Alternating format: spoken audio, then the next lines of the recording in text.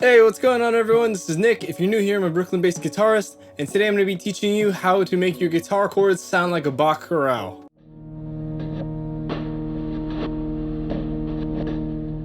So Bach is a composer that's kind of shoved down your throats in a university or a conservatory environment, and teachers kind of present him as, this is the best musician ever, he is the golden standard of music. I don't particularly agree with that, but that's a whole nother discussion for another day. One thing that I find really interesting are his chorales. If you take in a music theory course when you're writing SATB style, essentially you're kind of writing in the style of his chorales. And while there's really sort of like annoying rules like no parallel fifths that kind of put punk rock out of commission, there's some really cool things within it, and one of the things that I really appreciated is the voice leading of all the lines. Another thing is that each melody works alone, as in if you isolate one of the voices, it'll still sound like a great melody, and also that all of these great melodies come together and make great sounding chords. So for a few years, I've been essentially kind of working towards getting sort of that kind of sound when I play guitar chords. Oftentimes when you start off as a musician, you'll probably play some songs like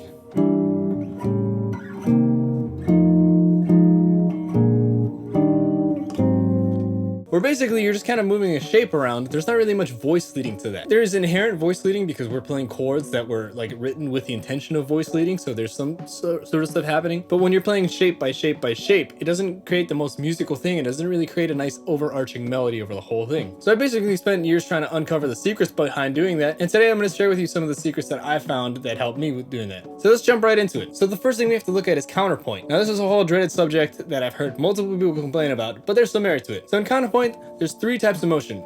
There's contrary motion, oblique motion, and parallel motion. And I talk a little bit about this on my video on how to fit in as a band second guitarist, but basically, oblique motion would be something like this. So I'm gonna play B flat major scale with two voices. I'm gonna have one voice just staying on the bottom and the other one moving up the scale. That's what's called oblique motion, when one voice stays and the other one moves. So basically it'd sound like this.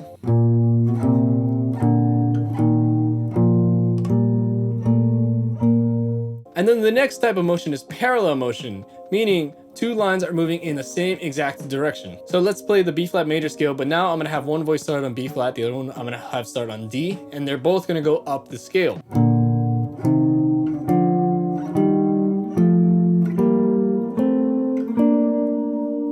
So I just went up an octave there. That's parallel motion. Now I'm gonna do what's called contrary motion, when one voice moves in one direction and the other voice moves in the opposite direction. So I'm gonna start on the middle of the neck, I'm gonna play two B flats, and they're gonna go in opposite direction. Once both of them hit B, I'm gonna flip the direction and turn around.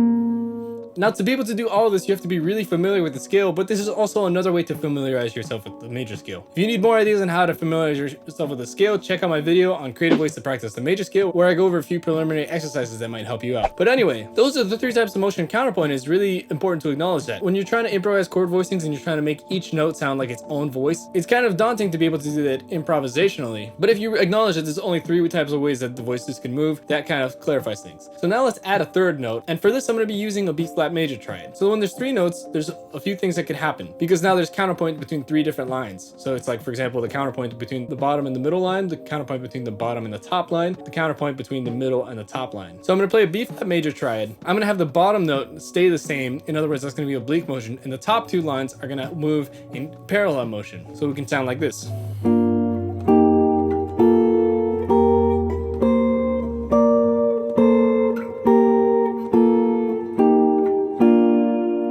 Now I'm going to make the top voice be the one that's going to stay the same. So we're going to have our F natural on top. That note is going to stay the same while the bottom move in parallel motion down.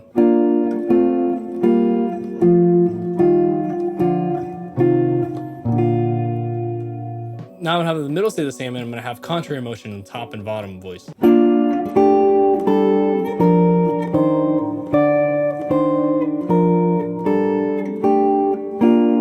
And as you notice, I kind of got into a really big spread.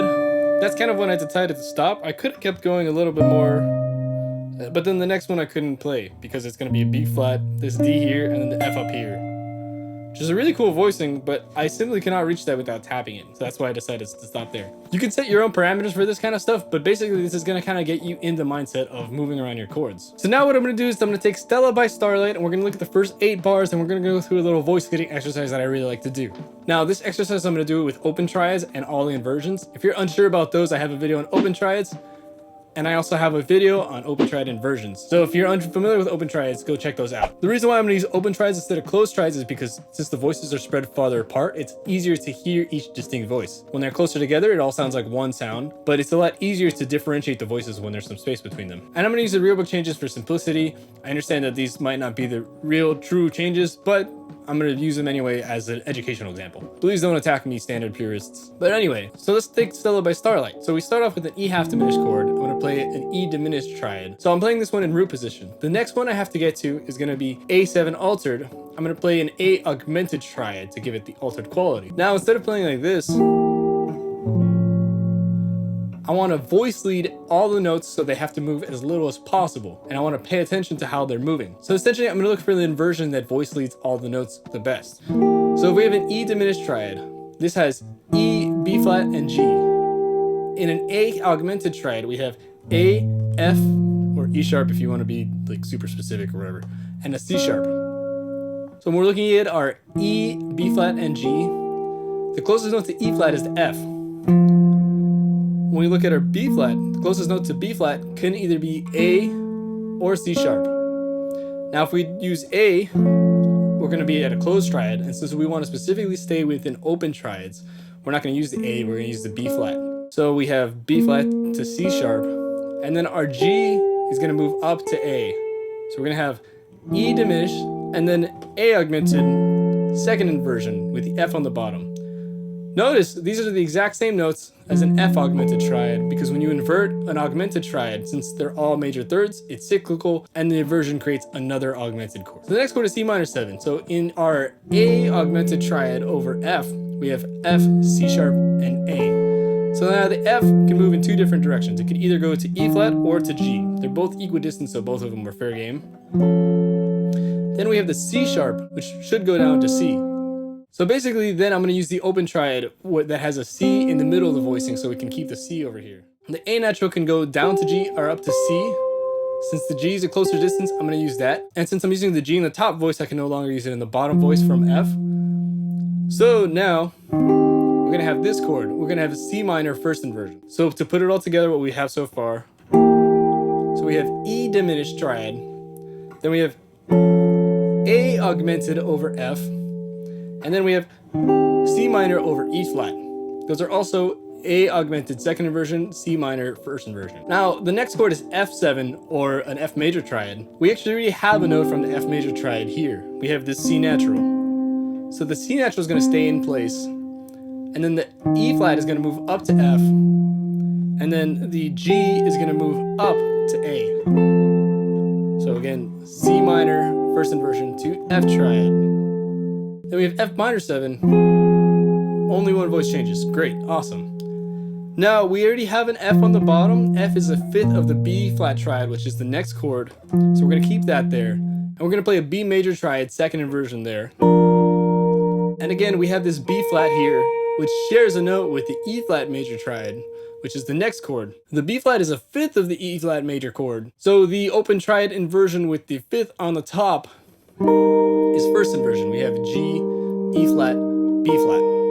Now this also shares the note with the next chord. We have this E flat from the E flat major that shares the note with the next chord, which is A flat dominant or an A flat major triad. And since the E flat is a fifth of A flat, the open triad with the fifth in the middle voice is going to be root position. So we're going to have E flat major to A flat. So here's what we got so far.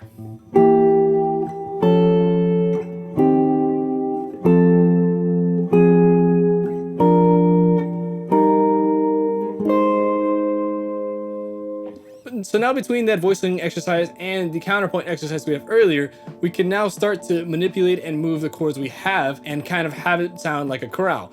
As an example, I'm going to play through the melody of Stella by Starlight. I'm going to do a chord melody and I'm going to have sort of the voices moving and see if you think it sounds like a chorale, but it should sound sort of like this.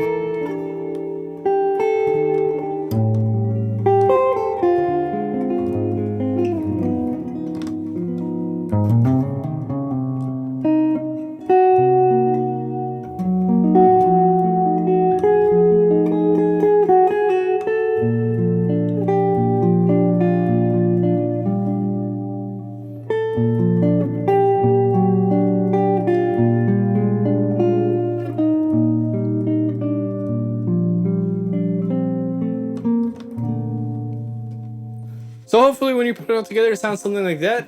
I hope you were able to hear the clear voice leading in that, and I hope it sounded sort of like a chorale, but that's the right idea. So that's about all I have for you today. If you've enjoyed that, please give this video a like, and if you want to see more of this, click subscribe, turn on the notification bell if you want to see new videos. I'm coming out with new videos every Monday and Thursday. And if you made it this far, comment the little drum emoji. I'm trying to see who makes it to the end of the video, so if you made it this far, I'd like to know, and thank you so much for making it this far. So thanks for sticking around. I hope to see you next time. Take care.